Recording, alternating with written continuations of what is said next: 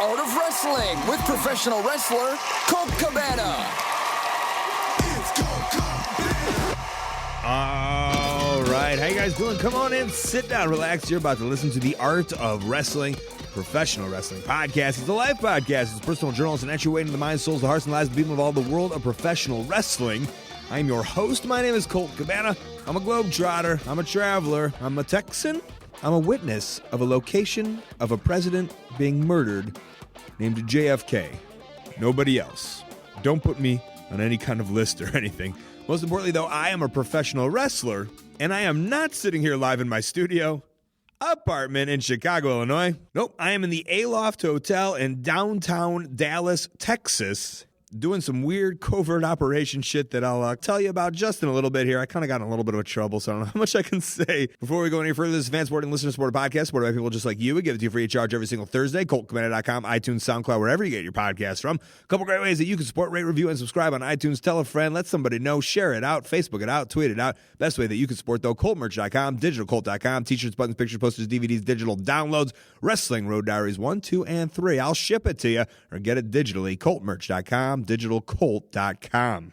Okay, I am in Dallas, Texas, and this was my travel schedule. Japan, fly home 3 days, then right to London, wrestle for Rev Pro, then head up to Manchester, 4-hour, 5-hour drive, actually head up to Preston, do PCW, 2 shows, fly right from Manchester to Chicago, 6-hour layover, Chicago to Dallas, Texas, and I am doing a weird convention thing where I booked a gig as a beer sponsor. I put up a picture on Twitter and Instagram, then got chewed out because I guess I wasn't supposed to do that. So I'm not even going to say the beer company. There's going to be a national campaign. I'm the guy under the mask as the luchador, but I got to go in tomorrow and do another thing for them. And we're going to see how chewed out I get or how unchewed I get. And depending on that is how much I'm going to push this beer. Should be an interesting meeting. It seems like I'm always getting into some kind of weird fucking trouble. That's the life of a podcaster, though, I guess. This week on the show, Eli Drake. Guy I knew as Sean Ricker for a couple of years. Now Eli Drake. Dummy. Yeah, he's on the show, and he's a great talker, and we start getting into it, and then we talk about a lot of good stuff. And he's known as a very opinionated guy in wrestling, and that's one of those things where it's always going to be like some people like this guy and some people dislike this guy. I like this guy. I was around him a lot in Championship Wrestling from Hollywood when I would do a lot of shows over there for Dave Marquez. I thought he was going to be a big star in WWE. Great persona, great presence about him. And to me, maybe a no-brainer, but maybe sometimes you're just your own worst enemy, like me posting pictures about a beer that I wasn't supposed to post.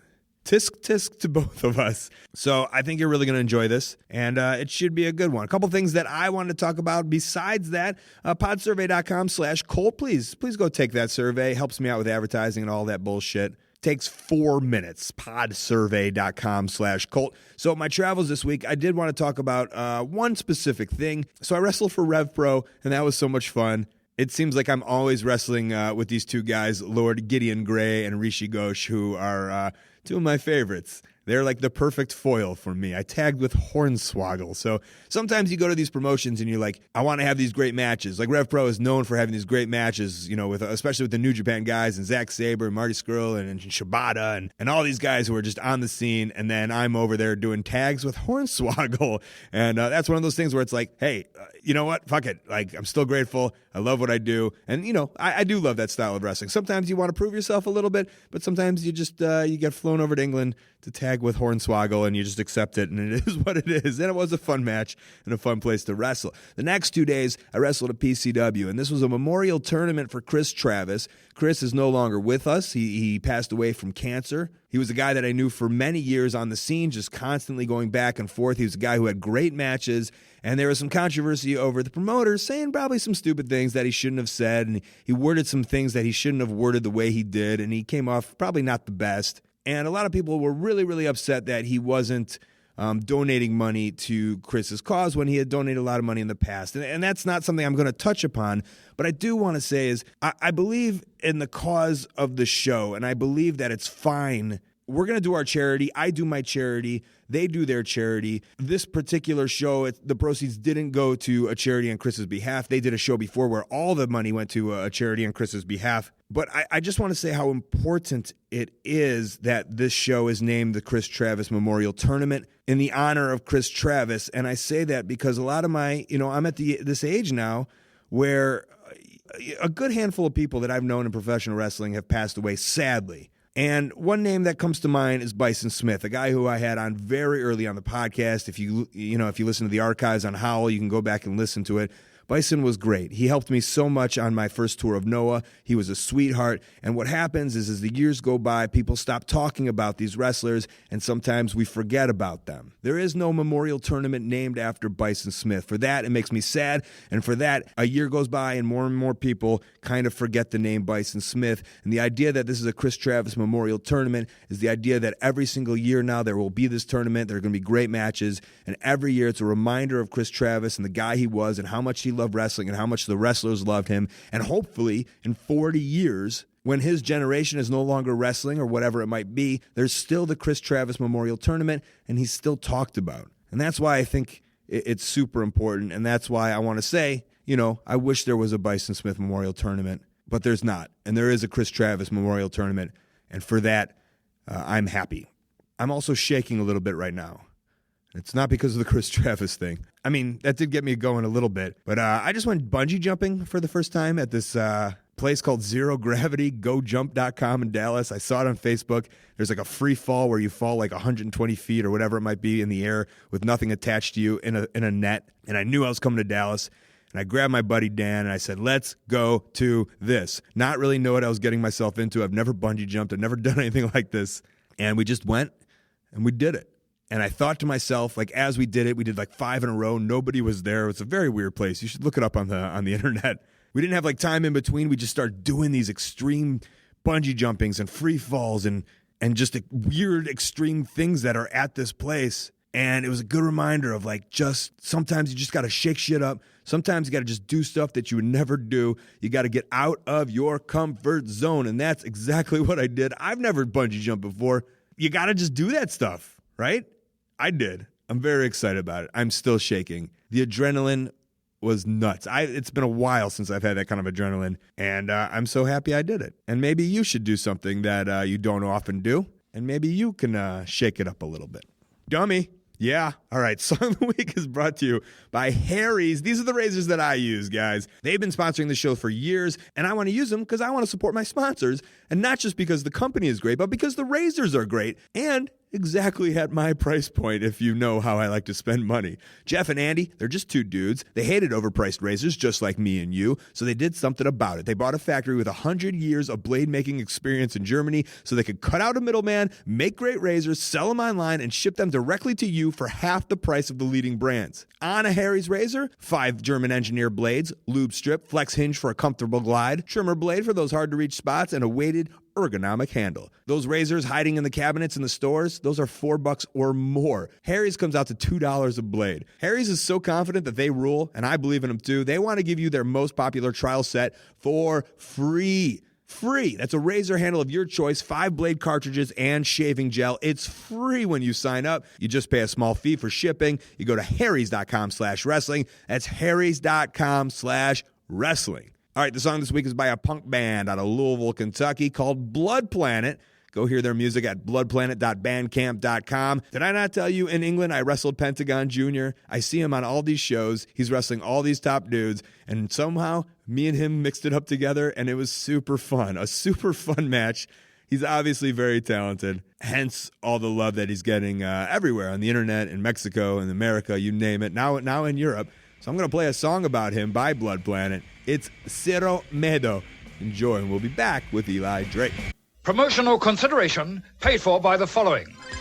Hey guys, this podcast is also brought to you by Blue Apron. That's right, start cooking from home with Blue Apron. It's less than $10 a meal per person, So when you do the math, it makes all the sense in the world. On top of a cheaper meal option, you're cooking with fresh, high-quality ingredients. Not all ingredients are created equal, guys. That's why it's important to know where your food comes from. Blue Apron delivers easy-to-follow-along recipes with pre-portioned ingredients, courtesy of over 150 local farms, ranches, fisheries across the United States, right to your door. Exact ingredients means no food waste, home-cooked meals in 40 minutes or less. Let's see what they got in store this March. Salmon piata with orzo and broccoli, pork chops and miso butter with bok choy and marinated apples, veggie chili and baked sweet potatoes with crispy tortilla chips, and spicy shrimp coconut curry with cabbage and rice. Delish. Check out this week's menu and get your first 3 meals for free with free shipping by going to blueapron.com/Colt. Feel like a real adult, all right? Make some delicious home-cooked meals. blueapron.com/Colt. Blue Apron, a better way to cook.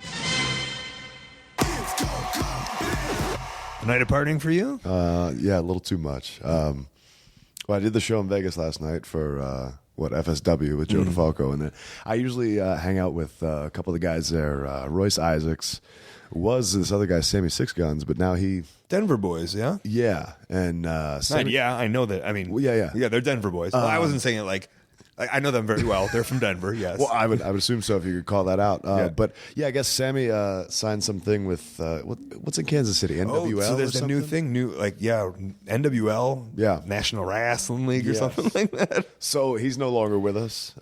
Sounds like he died. He didn't. But it's just so last night, myself and good brother Royce Isaacs went out, and it was a good fun time. And you're doing it up, like, and dare I, like, you're not a young boy. Sure, I am. You sure? So I'm a kid. You still live in that lifestyle though. Yeah, I mean, I'm 34, but I feel like I'm 19. So, and you're still like in a perfect world, you'd be like wrestling on the road every night and Yep. like hitting the bars, Yep. right? Yep. Well, see, that's the funny thing is like I've never been a heavy drinker, so it's not like I'd be messed up every night, but I'd be out, I'd be at the bar, maybe drinking some water, maybe have a social drink or two, but it's just my one drug I've always had a problem with is girls. So that's usually what I'm out there looking for when I'm out. So And you're not afraid to throw that out there No. on a podcast either. Oh, good on you. Screw it. Fuck That's it. got to get you in trouble in wrestling, though. No, never. I mean, I'm not talking about saying names, but like just the idea of I mean, it's got to be more trouble than it's worth. I mean, me personally, Yeah. like this isn't stuff that I don't know that usually really comes up on it, but dating and the job. Well, I've had people who've been married who we've talked about on this podcast, but I'm just saying, forever I've been like because I know I don't want to touch it. But if someone's like comes along and you're like, man, I can't help it, Yeah. I have to. No, absolutely. I think though the strange thing is within the business, very rarely have I interacted with anybody on that level. Here or there, but for the most part, it's there have been girls that guys were interested in, and those girls ended up being interested in me. That got the guy really hot at me. But I mean, if it's not your girlfriend, like, I don't know, Right. What do you want me to do? And now the wrestling scene is so much, and we can both talk on this because we've Yeah. been around for a long time. Yeah. Is 10, 14 years ago, Yep. there's beautiful women coming to wrestling shows now, I know. usually with their boyfriends, but Yeah. it's really a trend that has really changed. Well, the funny thing, I always hear the glory days stories, like the Rats and whatnot back in like the 80s and the 90s, and I'm like, damn, man, I just wish that was around now. Probably really dangerous, but probably a whole lot of fun. And now I feel like you just don't see that as much, but I do feel like there's a little bit more of a female presence coming back though in the audience. So there's a couple where I'll just be like, wait a minute, she's got to be with one of the boys or Has to something. be, like yeah. she can't. You're too beautiful to be at Yes. professional wrestling. Yeah, and if they are, then I feel like if they're just there by themselves, I feel like something's wrong with them. They're like, I don't think so. I think now, like, wrestling is becoming. We're Yeah. getting there. We're getting there where it's not that weird subculture anymore. yeah, that's my own conditioning. Sure, for of 30 course, years of because course. we're like a sideshow performance. Of course, and we're slowly working it away from Yeah, there. it's getting out of that sideshow thing, and it should be because there's no other art form on this earth like this. Because theater, okay, fine, but you're doing the same show every night. You're doing the same words, same exact performance. Stand-up comedy, you're generally saying the same jokes, working toward a master set, if you will, and something like that. This is the only art form on earth where every single time you go out there, you're putting on a different show. There's no second takes. It's all live. Well, you're doing it. I'll stop you. Yeah. Improv comedy. Yeah. Well, yes, that's true. I hadn't considered that. I love the idea that we can go out there night after night and do essentially a different show every night. We don't get to rehearse it. We don't get to choreograph it, which everybody thinks. And I'm amazed that it's not looked at on a higher level of artistry. The idea that we as artists do something can do that every night differently. Yeah, I agree. It's so 100%. Unique. But I do believe, so I think people do, like great improv, people are, and deservedly so, they're like, those guys are geniuses. Yeah. And they're given those credibility or credits or whatever it might be. Yeah, whereas wrestlers, we're just goofballs in trunks. Well, yeah. Well, I have my own theories on why that is, but I'd love to hear them. Well, without making yourself, okay. He's pondering. He wants to make a smart statement here. Well, no. My ideas, my feelings. A lot of old school minds won't agree with me. They'll totally just shit on anything. Can I even say that? Yeah, Can I say okay? So they'll totally not agree with what I think, what I feel. This business. Whenever you mention it to somebody who's not a fan, who hasn't been a fan, the first thing they think of is like 80s style guys yelling and capes and masks, and which actually that's more Mexico. But hey, they cut themselves with razor blades, you know. Yeah, well, no, actually, most of them think that they're using blood capsules, they got blood and I'm like, right. Stop it. You know, they use ketchup, right? Yeah. So, but the thing that gets me is wrestling doesn't know what it is. I feel like wrestling has an identity crisis, and what I mean by that is we're almost meant to portray these characters 24 hours a day, but that's kind of a ridiculous, stupid thing. Like, you're not going to see Robert Downey Jr. going out and pretending to be Iron Man when he goes and does an interview. Mm-hmm. He's going to be Robert Downey Jr. He's going to talk about his role as Iron Man and his choices and things like that, and he's respected as a legitimate entertainer.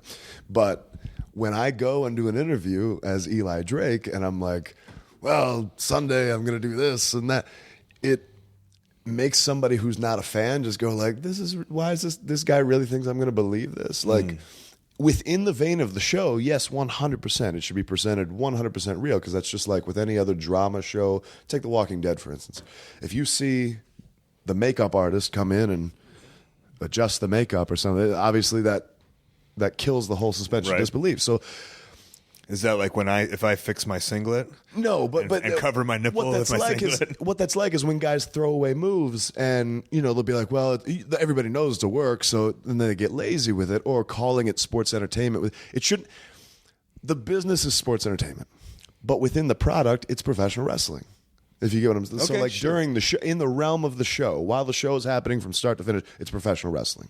As a genre, it's sports entertainment, because that's truly, I'm not really trying to hurt you. So are you mad that you don't do any interviews as Sean? I'm not mad about it. I just feel like if we want to get over that hump of not being looked at as a sideshow and being more of a mainstream, legitimate entertainment source or an art form as opposed to circus sideshow, I feel like that's one of the I feel like that's one of the first steps to kind of really legitimizing it in a sense, so that people don't think that we're actually trying to pull the wool over their eyes. Mm-hmm. The people who are in on it are in on it, but the people who are casual fans or don't know, they just see these weirdos portraying a character 20, because there's no other business in the world where you're portraying a character 24 hours a day. Yeah, I was trying to think, because like sometimes I use an example of like when people try to call me by my real name, and I'll be like, well, you don't call Carrot Top Scott. True. You don't call Kimbo Slice was never Kevin. Absolutely.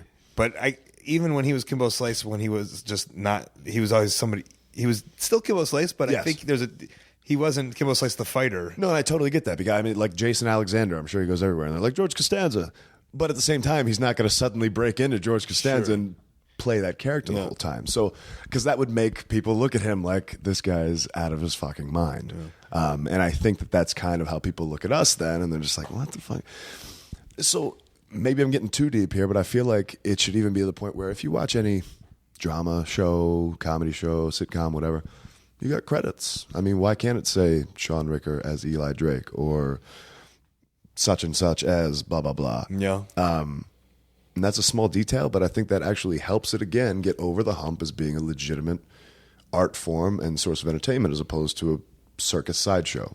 But that's one man's opinion. And that's fucking hell. All I would say is, yeah. Like, I agree with the idea of evolving, moving it forward, but all I can think about is, like, Jim Cornette just being like, oh, of course. Right? All I can think of is anybody who made their living, and I get the idea, is you made your living at a time when that's when it was. Yeah. But I agree. Let's move this thing a little bit forward. Everybody knows what it is, and let's tell the ones that don't know what it is. And let's tell them what it is, but feel free to jump in if you want to be on the team. Because people don't want to feel like their intelligence is being insulted. Right. Everybody knows that The Walking Dead is fake, but they watch it in droves every year. Hey, do you like The Walking Dead? I thought you liked The Walking Dead, but it's always the first thing that comes to my mind. I mean, I don't ever watch any TV, so it's the only one that I watch. So, yeah. I don't know, Breaking Bad, whatever it is. It's like people. You have compelling storylines, compelling characters. It's completely fake, and the people know it, but they still get into it and they watch. You're talking about Walking Dead, yeah, not wrestling. No, wrestling's completely real. I thought you were doing some bad business right here. Awesome. But, yeah. And this is stuff that you go on and on. I can tell it's just stuff that's on your mind. And who do you blabber this stuff to? Like myself, because where's I'm a this outlet? Psycho. Yeah. There really isn't much of an outlet. I mean, I've said it to some of the other guys before, and they're kind of like, "Yeah, man," and they just kind of don't really give me one opinion one way or the other. So. They just want their money, and they just want yeah. But I'm not. I don't want to be like company man Steve or something. Like I just feel like. But obviously, these are thoughts that have obviously ran through your mind a lot. Yeah, and you need an outlet for it. And yes. Right, you don't do it's not like you do you don't do a podcast every day. So when you're on the job and when you're trying to change the world, wrestling's all I ever wanted to do. But once you're here, it's like you still want to evolve and go out and do other things. And there's other stuff I want to do. And I feel like it's kind of. I feel like it not as much anymore. But it can be limiting, I feel like, in certain endeavors in entertainment and whatnot. So you're obviously a guy who's done, right, let's say you'll go out on auditions or whatever it might be. And this is an interesting conversation because I'm taking some acting classes now, and I have for off and on for a while, and I do auditions and stuff. And so like an example would be, I remember Ken Anderson telling me, like after he left WWE, he thought like he was going to be the man, and all these people said like, hey, you put wrestling on your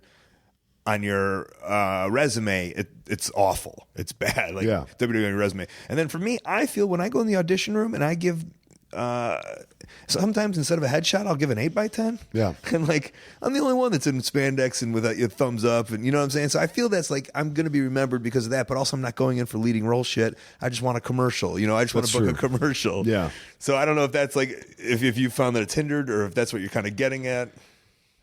I booked a role because I was a wrestler once, like a good role, a good paying role. I have booked a couple roles because of the body type or being a wrestler or something like that. But the ones that I was part of it's body type though, because a lot of times they want the regular guy, and then I'm just like, all right, well I can't do this.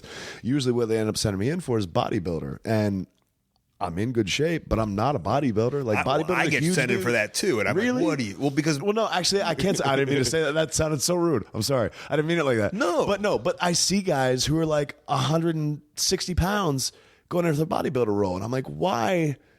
Why am I here? First of all, but really, why are you here? Right. It makes no sense, but that makes me think that like I need a new agent or something. I'm sorry. I love you guys, but. All right. The goal is, the nice thing is that you've landed on your feet as a wrestler. Yeah. It's taken a while, huh? Yeah. Oh my God. Well, I'm a master at shooting myself in the foot a lot. I was going to say when I started this podcast, I was going to say, don't say anything dumb. that will get you in any kind of trouble. No, let's keep this safe, all right? Well, now you're going to assume that I would say something dumb. Come on. Well, I was going to assume that you'd say something that would get yourself in trouble. No, as far as business is concerned, I've always been pretty happy with the way things have gone. I definitely had some frustrations for a few years just because of just different things. But are you? And when you say that, you mean the WWE stuff or whatever? Yeah, but actually, I mean, honestly, I'm on great terms with them now.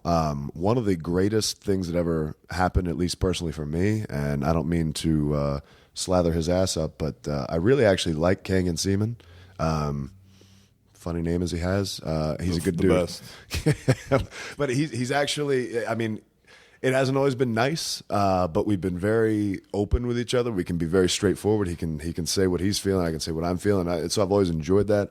At the same time, the regime before him, you didn't know what you were getting from one day to the other. So that was very frustrating. And that was when I found out I was on like a blacklist for like 2 years. I had no idea. But then the guy, I guess, who was responsible for that got fired. And that's when Kangen came in. And he's been cool to me from day one with a little bit of, there's been a little bit of adversity here and there. Because what happened when I was at NXT was Bill and I didn't get along. Bill DeMott, which a lot of people say surprise, surprise. But even with him, I don't have anything. I mean, there's certain days where I have plenty bad to say about him. But as a whole, in general, it was weird. Some days we get along wonderfully, and then other days it was hot and cold. But still, generally, like I don't have a bad thing to say about the experience. I made some great friends. Still keep in contact with a lot of the people. But I'm just saying, you said it was frustrating for a couple of years. But I'm saying, let's say Eli Drake debuted at TNA at what, 32 years old, 33 years old, or something. 32, and you've been wrestling since you were 18 or 20 in Cincinnati, right? Yep. So it's just like, that's 12 years of trying to get somewhere. So to me, it's interesting that you say a couple years of frustration. And I don't know, if I was just to look at the trajectory of it all from moving backwards, I'd be like, well, fuck, I'd probably be frustrated for 12 years. Yeah.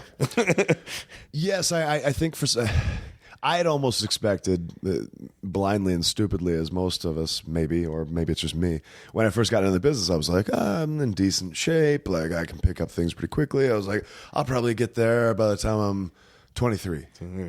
And I was going to say 2 or 3 years. Yeah. I'll do a hard 2 years on the indies. Yeah. And 23 had rolled around.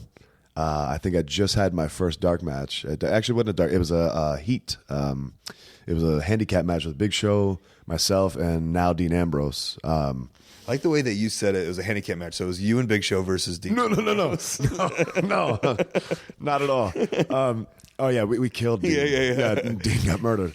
They knew he'd be a star. No, but see, my problem was I never knew how to ask for a job. So like I went and did that, and then I just didn't call him for a while because I was just like, well, they'll either call me or they won't. And when I'd call up, it was like I didn't know what to say. I'd be like, hey, you guys are coming to town. And that's all I had. Yeah. I wasn't like, hey, I'd like to have a job. I'd like to come. How can I get signed? That just seemed too forward for me, I guess. I don't know. So it wasn't That was what, Dr. Tom at the time? Man, they went through so many. Well, I know you have to remember the person that you called it. Actually, the very first one was Tommy Dreamer. Okay.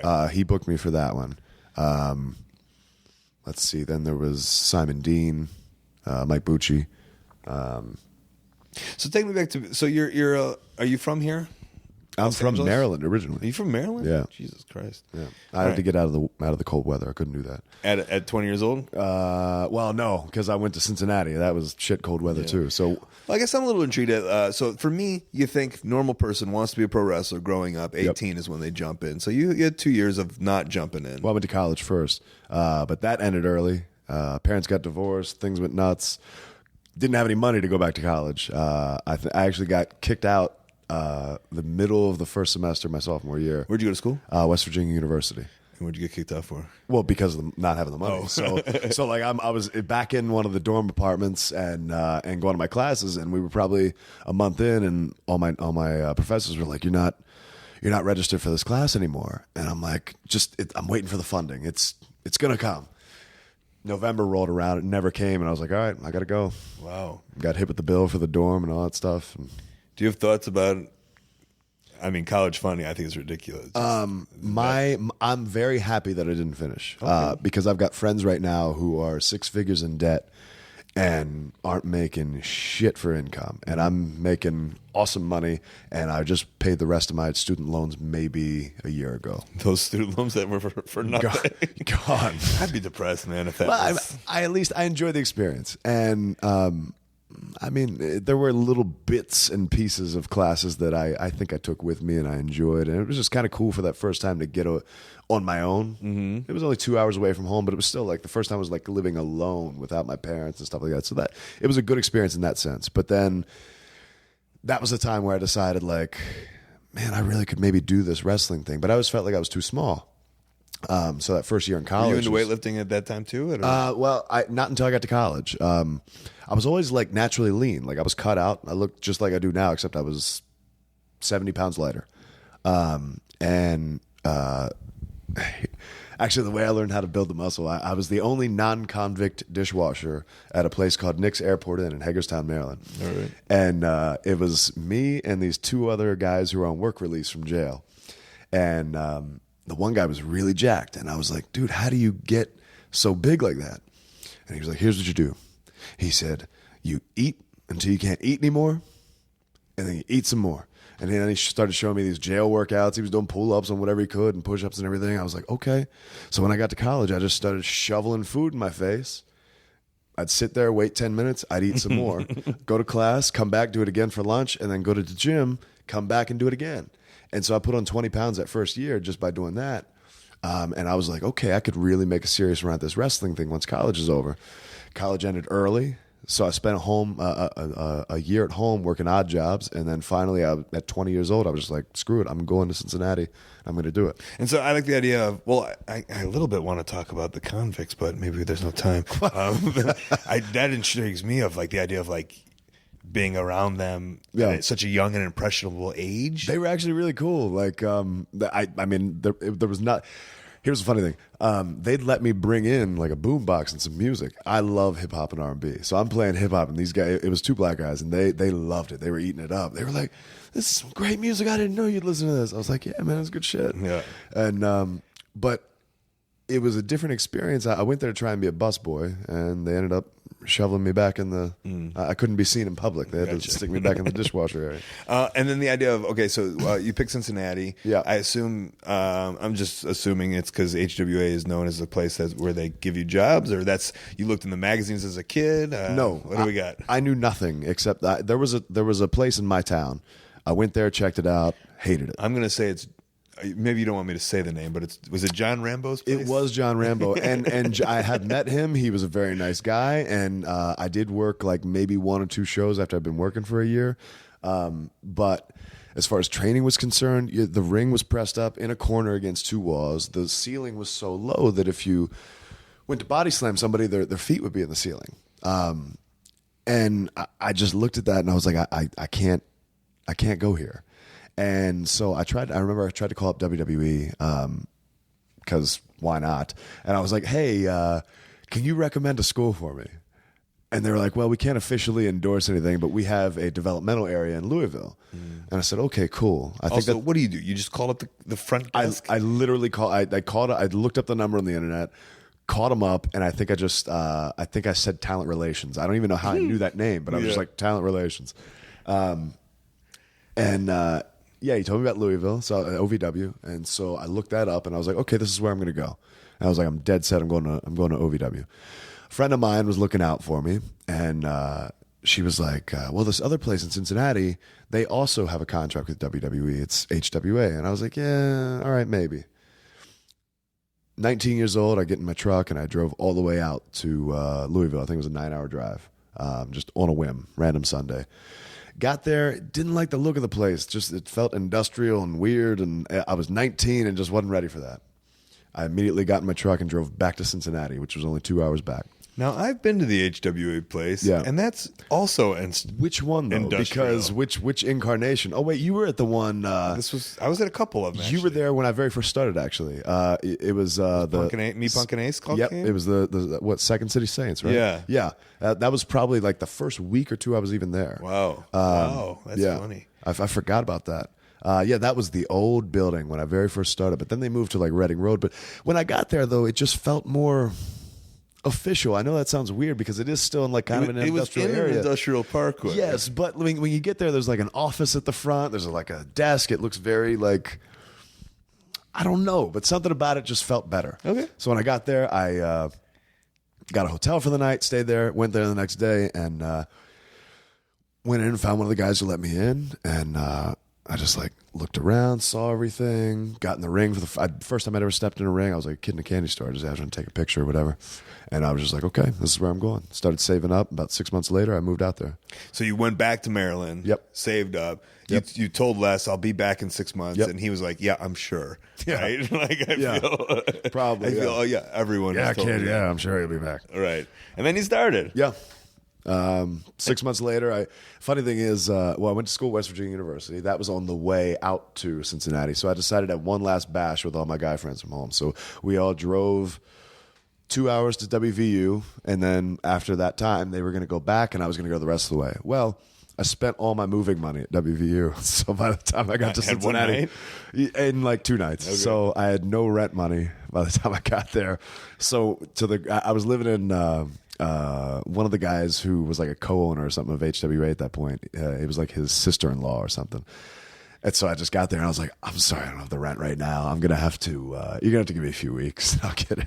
But What'd you do? You picked up a job? I was working at Ruby Tuesday at the time, so I transferred from Hagerstown, Maryland to Springdale, Ohio.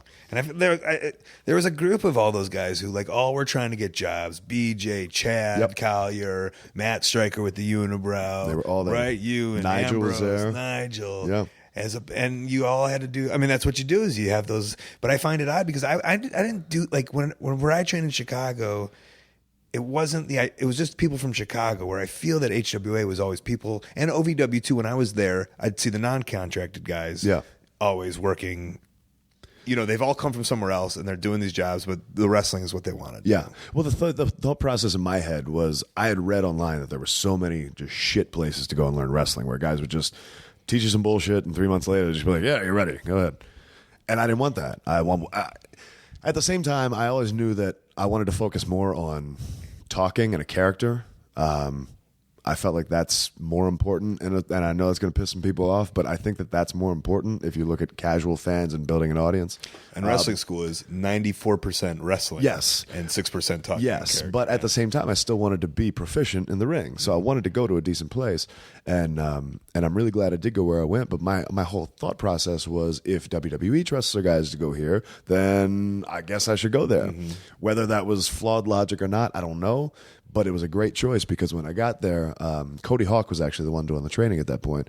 Very micromanaged. Like everything was little details. Like I've gone to a lot of places where the trainers will just sit off to the side and like, unless it's a complete train wreck, they don't tell you shit. Mm-hmm. They don't correct anything, fix nothing.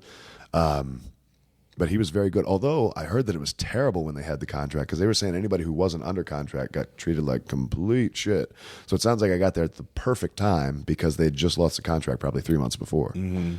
Right, because all those guys you were catering to those guys on television. Yep. Yeah, of course. Yep.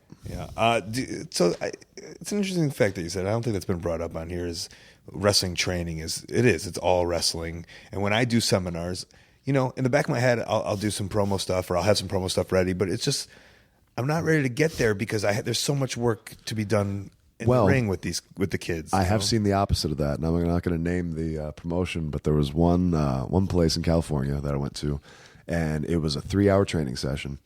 2.5 hours of it was promos. Half hour was in the ring. Yeah. All of these guys had developed characters and literally did not barely know how to lock up, wrist lock, headlock, none of that stuff. So a bunch of these guys, they had great bodies. They were in great shape. Like I said, characters could talk, everything. A bunch of us went to Raw and SmackDown. And the one guy was walking around with me and he was like, man, I hope they don't ask me to wrestle a match. I'm like, that's the whole reason you're here. What do you mean? He's like, I don't know what I'll do out there. I'm like, how long have you been training? He said, 2 years. I said, well, then you should be fine. He's like, all I know how to do is punch, kick, and clothesline. I'm like, all right, well, it's going to be a rough night for you. Yeah, and I know the promotion and some of them got signed and are probably big stars to this day. Yes. And I couldn't believe it. Like, again, promos are very important. I think all that stuff's very important. But if you're spending 3 hours on promos and a half hour in the ring, there's a problem there. Yeah. So I think I developed, I attribute a lot of it to when we used to go down to IWA Mid-South and Ian Rotten really didn't he didn't, not like he didn't care, but we could do whatever we wanted. Yep. And I always made a point of like, well, I'm going to grab the microphone because I want to practice. Yep. And that's, I think, how I developed mic skills and promo skills, along with being in the weirdness of professional wrestling. I think you get cracked out of your shell because the boys are all amped and everyone, right? Yep. So I don't know if there's a point that because obviously you're a great talker, and it's obviously it is one of your strong points. Like, do you think about the idea of like when you finally that cracked out of you, or is that something that you've had all along? It was kind of always there, but the weird thing about me is I'm like naturally an introvert, so like I don't talk to people. Let's put me on the couch here because I have like this weird thing where I feel almost like most people don't want to be bothered, so I don't bother. I try to talk to them as little as possible. I'll say hello, go on my business. And then that gets misconstrued when they see me go out and be so verbose that I'm a complete dick. Because they're like, well, wait a minute. He's able to talk out there, but he's not going to talk back here. But I don't make great connections with people. And that's maybe an emotional block on my part. I don't know. I probably need to go talk to somebody. Women, right? Well, yeah, of course. Well, actually, the weird thing is I'm much better talking to girls than I am to anybody else. Yeah. Now, whether that's making a meaningful connection or not, I don't know. Yeah. But because I seem to be a commitment phobe where that's concerned. But as far as like the talking and whatnot, it was always growing up when I was watching wrestling. If a guy couldn't talk, I didn't care about him.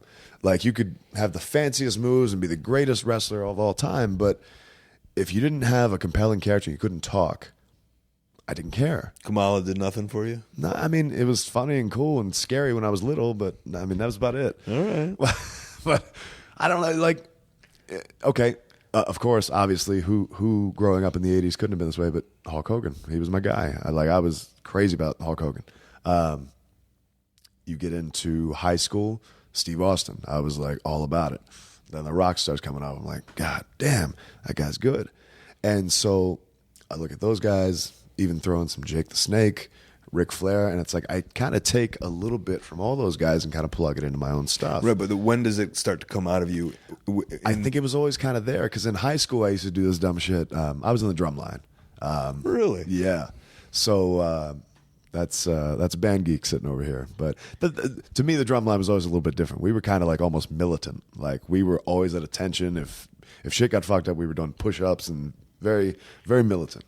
Where the rest of the band could screw off and whatever. But we'd do these competitions where the drumline and the color guard would go to these indoor competitions in the winter. And drumline would always be first, and then we'd have like 3 hours to do nothing while the color guard was doing their competitions. While this is happening, my senior year, I just started making these T-shirts with my face on the front of them, and I'd start carrying around this foam championship belt. Just whatever. I was a big fan of The Rock at the time, so I'd like speak in third person, all this crap, and just they ate it up. So it was kind of like I was almost preparing in a sense at that point. So it was starting to come out then.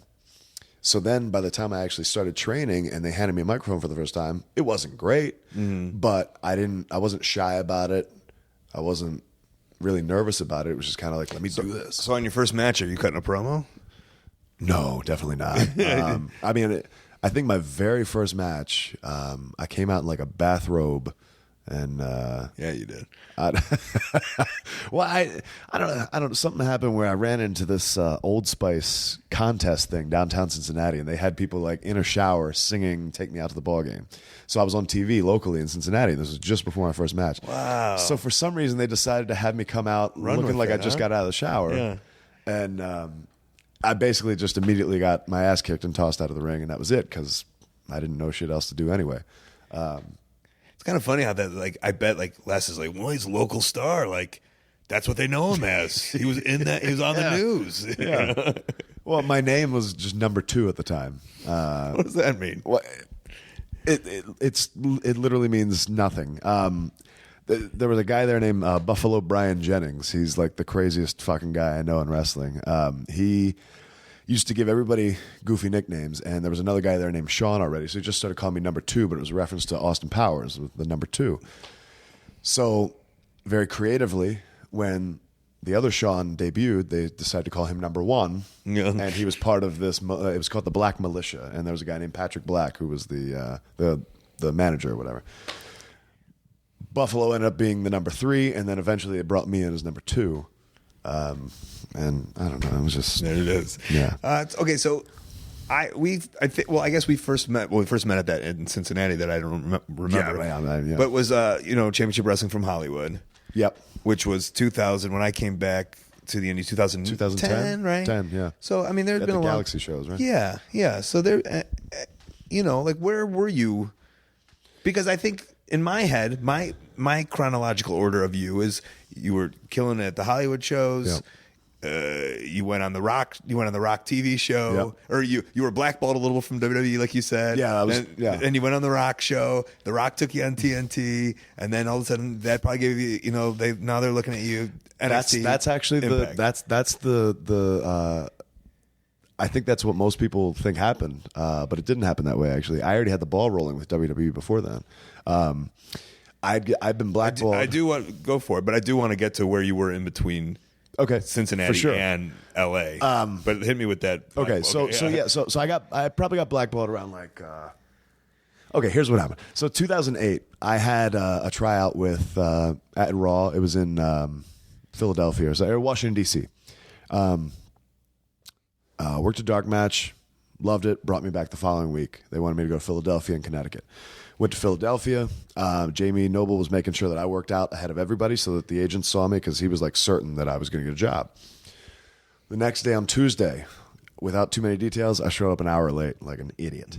And that was pretty much the end of the road for me. And they wouldn't touch me for they wouldn't even talk to me or answer my calls for like 2 years. Overslept? No. I separated my shoulder maybe like a week before that. And I was in a lot of pain. And so I just kept thinking, like, maybe I can go somewhere and get it checked out. I tried to go to one place. They had a long wait. Went to another place. Their x-ray machine wasn't working. Went to another place. They weren't accepting walk-ins. So I said, screw it. I'm just going to go to the gym. I'm going to get a pump, and I'll go to the arena. As I'm getting to the gym, there's a physical therapy place next door. I go get them to check it out. She takes her sweet time, but I felt great. And then I was like, okay, well... there's only limited time, but I can't go in there flat because especially 2008, it was much more of a body guy business. So I'm like, I gotta be pumped up. So I'm like, maybe they won't notice if I go like 30 minutes late. Right. Well, 30 minutes turned into an hour, and stupid me, by the time I got there, everybody's bags were already unpacked and they were in the ring. So I hurried up and put my shit on. It was like that. I'm sure you've had the nightmare where your music's playing and you're tying your boots. Yeah. That was exactly what was happening right now because real, everybody's already in there and I'm frantically tying my boots. I run out there and then they clear the ring. And then John Laurinaitis turns around to me and he's like, hey, have you got a chance to get in the ring? And I'm like, no, see, this thing happened with my shoulder. And he just turns around and continues whatever he was doing. And I'm like, God damn it. And Jamie Noble, he's like, this was not the day to be late. And I would have been one of those guys in the ring and saw that happen and just laughing at you. Yeah. Like this fucking idiot. Yeah. Because I couldn't have shot myself. I shot myself in the head. Like that was so stupid. And they would not talk to me for at least 2 years after that. I think I relentlessly emailed. I emailed them like day after day after day to try and get to SummerSlam 2011. Got there, everything went great, and then for some reason, just radio silence after that, until the regime change, and then everything was cool. So I got a tryout set up in 2013. Everything went great, and Kangan told me, all right, we're probably going to call you in a couple weeks and get everything set up. I said, well, give it some time. I'm actually going to Panama to film this show. And he's like, oh, really? He's like, is that the Rocks thing? I was like, yeah. He was like, okay, well, we'll talk to you when you get back.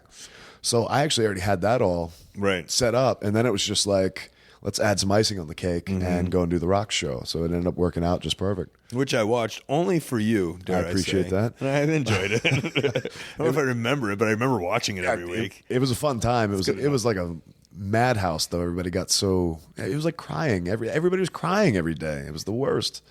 But fun time anyway. Reality television, I guess. Yeah. But what I want to say is that's almost I think it's a lesson. And recently there was another guy on TV who I know he worked like an enhancement match on TV, and he had been banned 10 years ago. Yeah. And it's like, listen, okay, maybe you get banned or whatever it is, or blackballed, but like literally, if you just stick it out and keep wrestling and get good, like other chances will happen. Yep. And so many other things. And I know indie wrestlers who've just fucked over every promotion, and they're still getting booked because they're good wrestlers. You know, maybe not for that promotion, but you'll find places and you'll work places. Well, it's strange. Like I people always ask me, and they asked me for years, "What's your plan B?" I didn't have one, and that was kind of by design, because in my opinion, if I have a plan B, I don't think I'm going to try as hard for plan A, because I know I've got a soft thing to fall back on.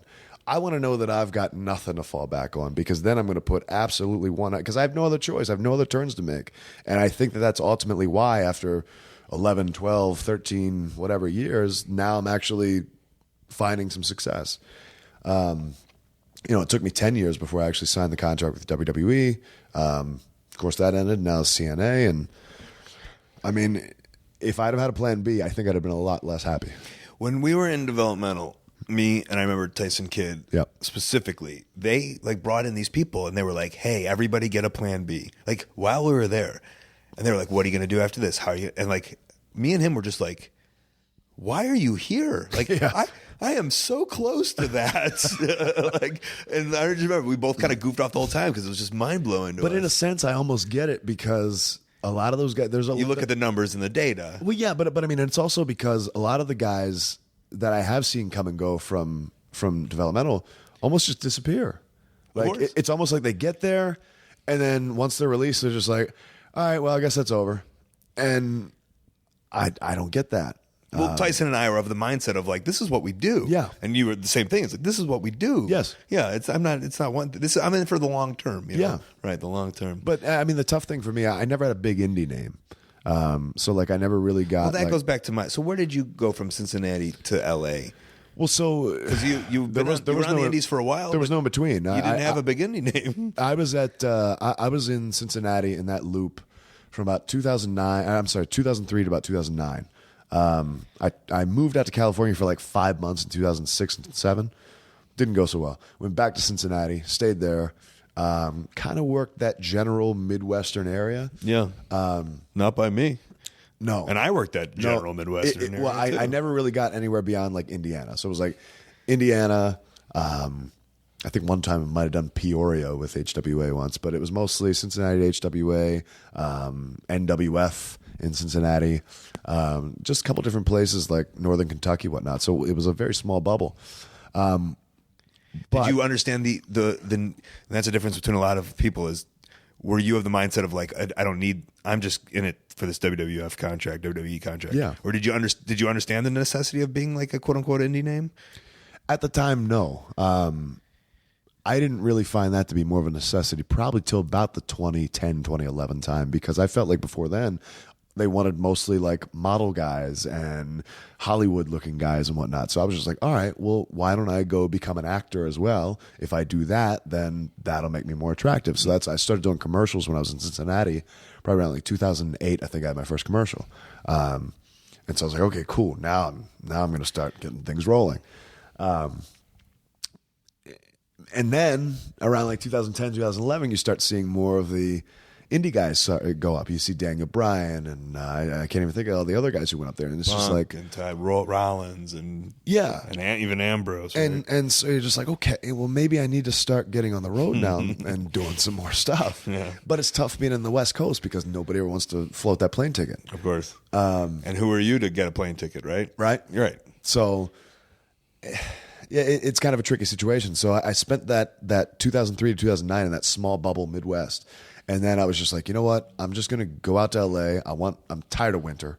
And I'll just see what's out there. And I had no idea. I think the first time I got out here, I just started searching wrestling, and I found PWG. I walked in like I worked there before, knew somebody, and they're just like, "Who are you?" And I'm like introducing myself. Me. And I was just like, I'd like to work the show, whatever. And they're just like, well, we'll talk to you. Well, that never happened. And then I hit up, I found Mach 1, had a training center in Anaheim. Went down there. They had me come in and work out. That's when I met Dave Marquez, probably the second or third night I was there. And he was telling me there was this guy coming in from Florida who'd just gotten released, and he thought we'd make a great tag team, and then he'd probably get us a manager at some point, either Paul Bearer or Jimmy Hart. And I was like, okay, cool, that sounds great. I didn't think the manager part would actually happen. we ended up doing it. And so, 2009, 2010, I was mostly just doing those small shows in Anaheim at this, I mean, it was probably 50 people if it was a sellout. And then eventually Marquez started putting on the Hollywood shows, and that was kind of like the first good footage I ever had of wrestling. Yeah. It was actually like it was good you and TV Cage, stuff. right? Yeah. Yeah. And so me and Brian Cage are working as Natural Selection. Then Percy Pringle comes in, and he's our manager, and it was just a crazy experience. But from there, that was like the first time I really got to showcase verbal skills, and actually I started to feel more at home in the ring. I think it was also the environment. Something about that locker room was much more friendly than where I'd come from in Cincinnati. There was something in Cincinnati where it just felt like everybody, whether they'd been there for 10 years or one, was very bitter. It just felt very angry and not happy and not creatively conducive. But when I got out here, it was like everybody was very respectful. Everybody was cool. And I felt very free to just kind of do whatever. And so I felt like that was the first time I kind of got to blossom in a sense. And so then went the Hollywood shows, and then eventually Cage and I break off, and I get to have my own singles run, and it was I don't really know where to go from there other than the fact that I had awesome footage of awesome stuff, great work I felt like I was doing, and that started branching out into other things, and then that's kind of where it all clicked, ain't it? Yeah. And then so as we're finishing up here, but you're on television now in a great role. Yeah. Right? Yeah. And I wasn't designed to be there. So that's that tickles me in a sense. In what sense? I assume Dave Lagana probably. I don't know. I've never been the guy anywhere. Like nobody. Like people be like, oh, he's got potential. Whatever. Like when they brought me in. It was actually, I guess somebody at WWE had actually suggested me. They were like, you should check this guy out. We didn't use him for whatever. And so they ended up bringing me in for a dark match, had that. And then they brought me in the group, The Rising. So it was Drew Galloway, Micah, who was Camacho, and myself. And I remember Micah and I, we had our gut check match. And when we came back, I remember I was the first one back because he had won. And one of the producers was like, he's like, man, you got all the tools. Like, you're going to be pretty good at this. Micah comes back and he's like, but you, man, you're the next Rock. And I'm like, am I supposed to stand here? Like, I love him. Like Tavita, I'm totally cool with, but to be like, yeah, you're good, but you, and I'm just standing there. I'm like, what the fuck? So then, when they bring this group together now, it's Drew, him, and me, and a lot of times I'd be kind of like the third hand, the third wheel. So I'm just like, all right, well, obviously they're not planning to do shit with me, so I just tried to make as many loud noises as I could, cut promos where I could, make statements where I could, and somehow I guess it must have worked out. And so that's kind of what's driven me my entire career. It's just like people being like, no. And then, you push. I'm sure that's with most guys. You and me. I mean, I'm on the same page. I think we're all on the same page. Well, I mean, but we know, I feel like I almost get addicted to the adversity in a sense. Right. I was almost starting to wonder if maybe that's why I shoot myself in the foot, because it's like I need that adversity to push against. Yeah. There's something about being the underdog. There's something about, I always say, having the chip on the shoulder is, don't let it drive you to negativity, but let it drive you to something, to almost to prove a point. Absolutely. Yeah.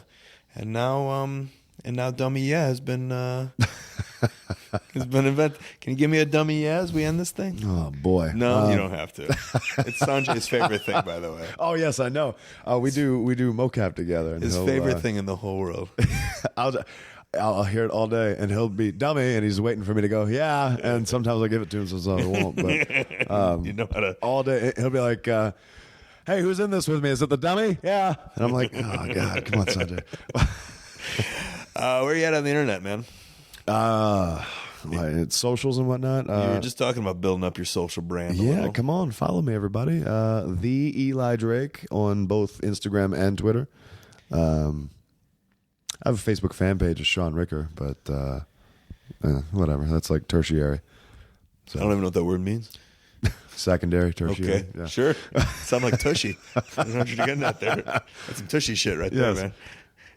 Go. That's what you're doing. You want to get some videos on there. Well, I had a friend who we were making comedy sketch videos at Impossible Castle on YouTube, but we haven't done anything in probably at least a year, maybe 2 now.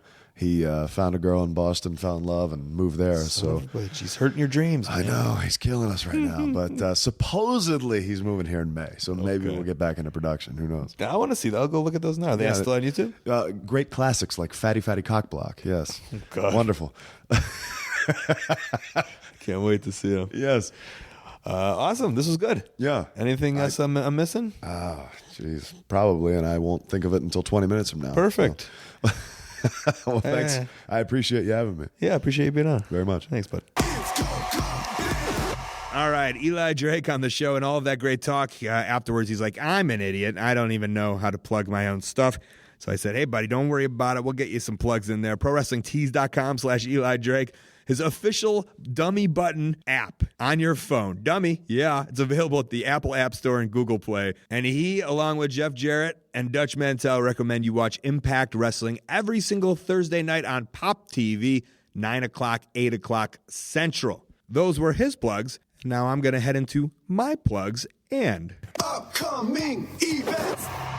All right, the best way that you can support ColtMerch.com, DigitalColt.com, Twitter and Instagram at Colt Cabana, Facebook /AOW Podcast and /Colt Cabana. My storytelling podcast, Pro Wrestling Fringe. I'm working on 3 new ones. Plus, past archives of the show are ad-free, and they're on howl.fm/Colt. Use the code COLT. Get yourself a free month. ColtWrestling@gmail.com, my very public email. Maybe a promoter want to put me in your upcoming show or convention. I got a YouTube channel. Got some fun stuff up on there. ColtCabana.com is my website. I got a P.O. box there. You can send me some snail mail. Upcoming Saturday, March 4th, New York City. Friday and Saturday, March 10th and 11th, Las Vegas, Nevada, ROHWrestling.com. Sunday, March 5th, Bowling Green, Kentucky, Facebook /United Pro Wrestling KY. Friday, March 17th, Austin, Texas, 3:30 p.m. I'm doing a live podcast at South by Southwest. I have just found out that tickets are $1,000. That's not a joke. So I think we're going to do an RSVP list just like Wrestle Circus is going to do. Stay on my Twitter and I'll get you that information because that night I am doing a show at WrestleCircus.com. I don't think those tickets are $1,000. There's an RSVP list. All right, Sunday, March 19th, Somerville, Massachusetts, Facebook /Beyond Wrestling. That show is on for sure. Friday, March 24th, Cleveland, Ohio, AIWrestling.com. Saturday, March 25th, Windsor, Canada, BorderCityWrestling.com. Sunday, March 26th, London, Ontario, Canada, Smash-Wrestling.com. WrestleMania weekend, I will be in Orlando, Florida. Wednesday, March 29th, AtomicWrestlingFL.com. Thursday, 4 p.m., I'm doing a live podcast with Larry Zbyszko, tinyurl.com/Colt and Larry. I think it's just $10 to go to. 8:30 p.m. that night, WrestleProOnline.com. I'm wrestling Ryback. Friday and Saturday is a WrestleCon, 10 to 5 and 10 to 4 respectively. Live podcasts are at 4 and 3 p.m. respectively. Friday night, WrestleCon show. Saturday night, ROHWrestling.com show. And don't forget, if you need a hotel, there are hotels available at the WrestleCon Hotel. They're cheap, and I will be roaming around that hotel. All right, that is the show for this week. Big thank you to you guys at home. Thanks to Eli Drake for being on the show. Thanks to Cable Guy Jeff and Stu Stone, Kid Russell, Matt Jenkins on the music, Dane Miller with the help. Our sponsors, HighSpots.com, hundreds of full-length titles available to download, a VOD service that has tons of best friend videos on there. Go watch some other ones besides myself, Trent, and Chuck. MMA knee pads, gear, mask, a wrestling ring, they got it. OneHourTees.com, they help run ProWrestlingTees.com. It's a place where you can support your favorite independent wrestlers directly. TweakedAudio.com/Colt. The earbuds that I use give her 30% off for free shipping just because you listen to this show. Okay, I don't know what mood I'm going to be in next time. It all depends on this meeting tomorrow. If it gets super yelled at or just been like, what are you doing, Colt? And I'm like, oh, sorry. And they're like, oh, it's okay. We love you. We're going to make you a famous thing. And then I'll be like, oh, drink that thing. But for now, hold your horses, all right? Hold them horses. All right, I'm going to get out of here. I'm currently under a blanket trying to do a podcast, and I'm hot, and I'm sweaty. And I'm annoyed. My heart is still racing from that place. Go look it up on YouTube. It's fucking crazy. All right, this has been The Art of Wrestling. For Colt Cabana, I'm Colt Cabana. Thanks.